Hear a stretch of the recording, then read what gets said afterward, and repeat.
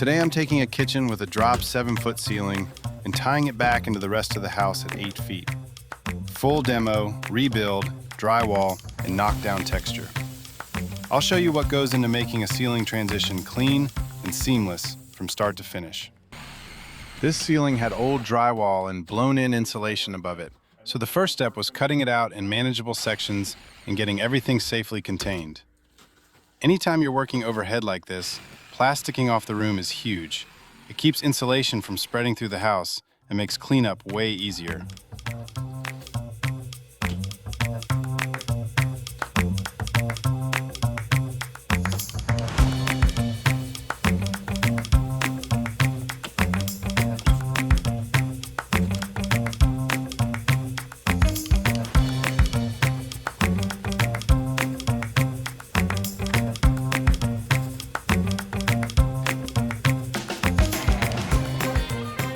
Once the drywall was down, I removed the framing from the drop ceiling so we could open everything up to full height. This is where you really start seeing the space change. Higher ceilings always make a kitchen feel bigger and brighter. Bye. See you later.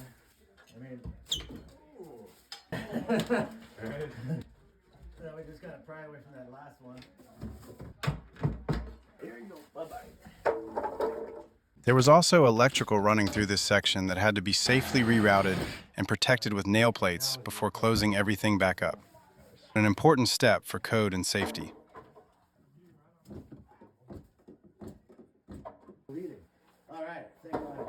With the framing set, we started hanging the new ceiling and laying out the recessed lights to brighten up the space. Getting lighting right makes a huge difference once everything's finished. You did it.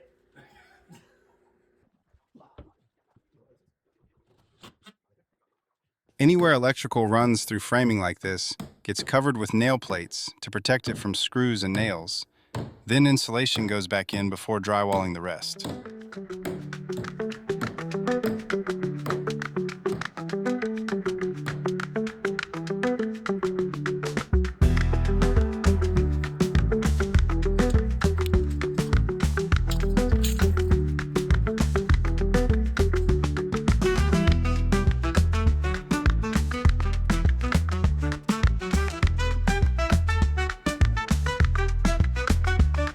This section used to be hidden by the drop ceiling, so once everything was opened up, there was about a foot of wall that never had drywall on it. Now I'm filling in that exposed strip so the wall runs clean all the way up to the new 8-foot ceiling. These long, narrow pieces take extra measuring and fitting, but they're what make the whole transition look finished instead of patched together.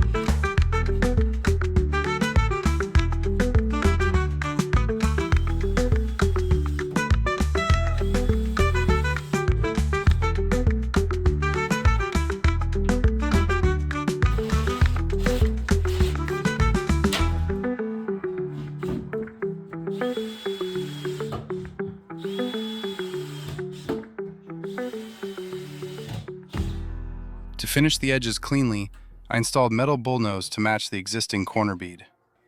I take time to line them up exactly and use screws to fasten them in place. Nails work just as well when splicing bullnose together. Before mixing mud, I like to pre-apply mesh tape on long seams. It helps reinforce joints and saves time once coating starts.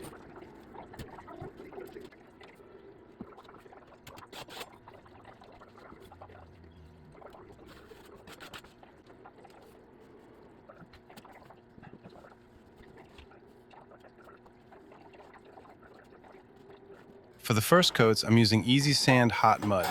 It sets faster, builds strength in the joints, and lets me move through the job without waiting all day for things to dry.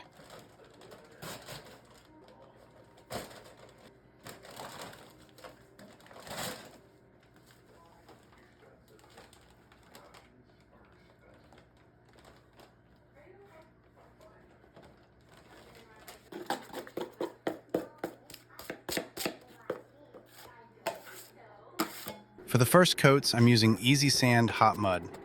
I always hit my longest seams first while the mud is fresh. It keeps everything consistent and makes later coats smoother because you're working in long, continuous passes instead of patching small areas.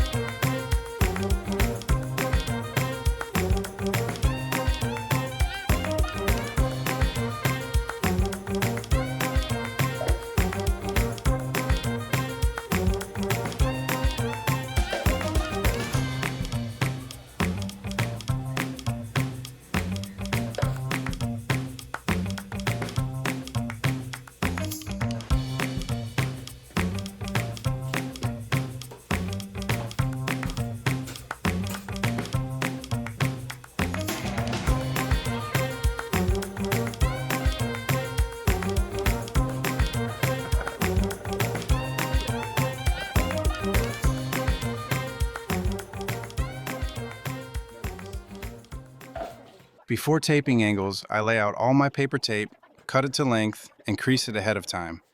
It seems small, but it makes the actual taping process way faster and cleaner.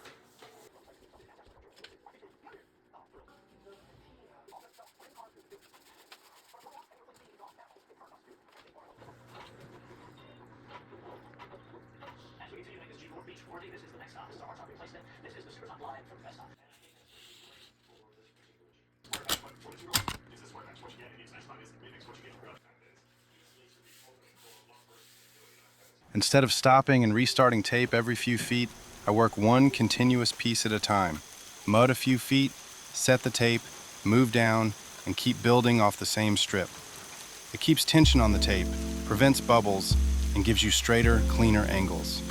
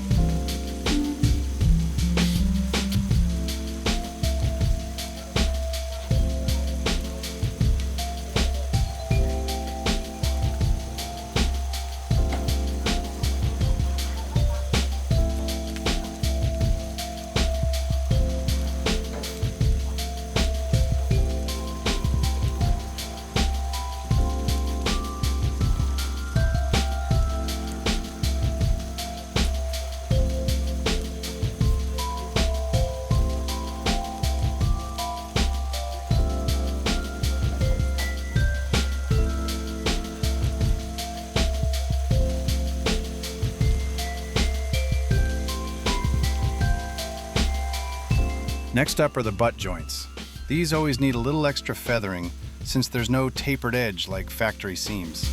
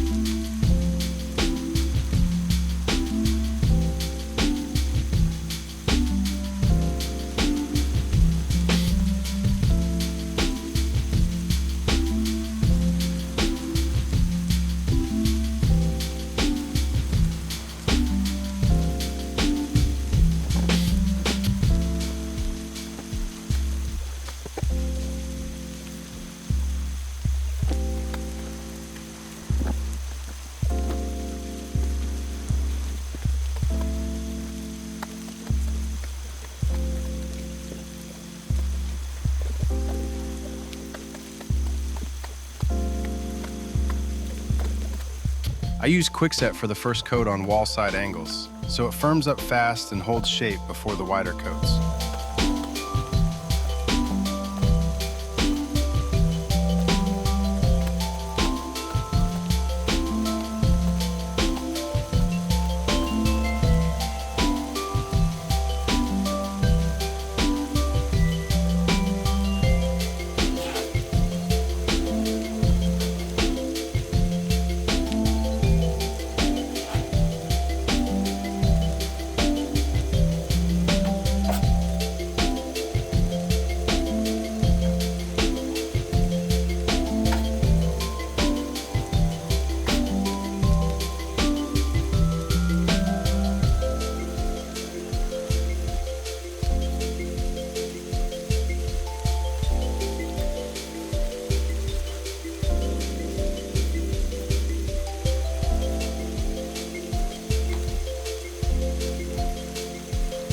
Once everything sets, I come back and widen the joints, feathering them out so the surface disappears once painted.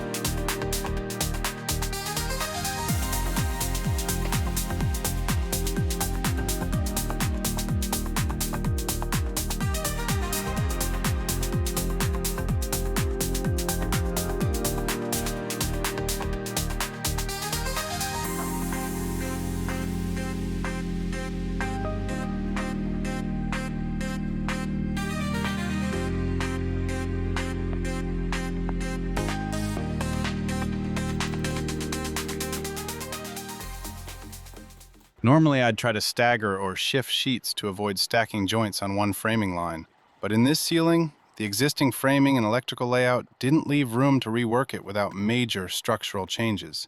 So, floating it out wider was the cleanest solution.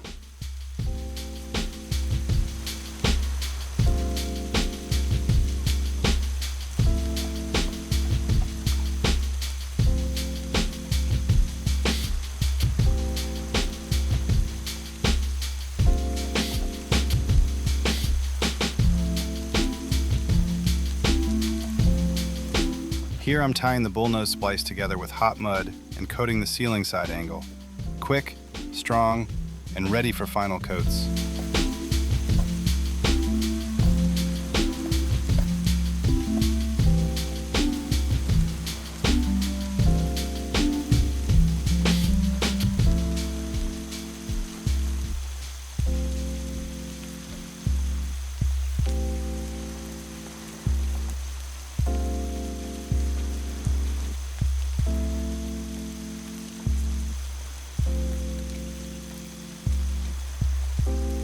This is the final skim coat, sometimes called the finish coat, where everything gets blended together and prepped for texture.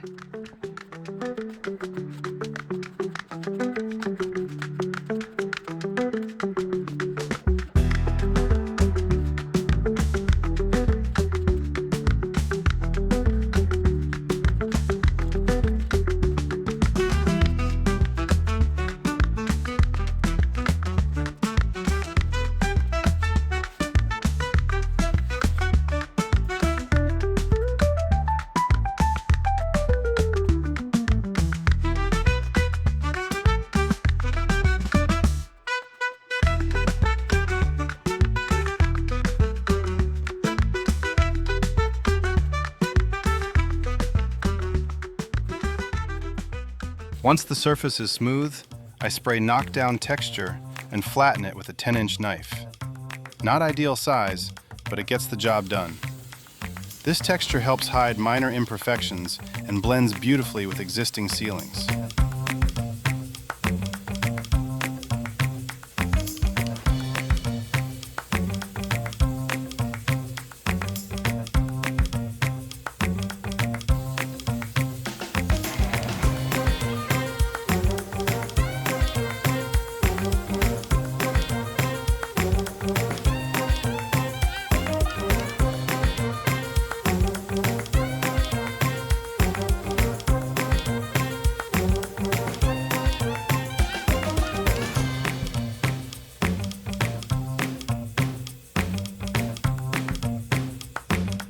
And that's the full ceiling transformation, from dropped lid to a clean, open kitchen space.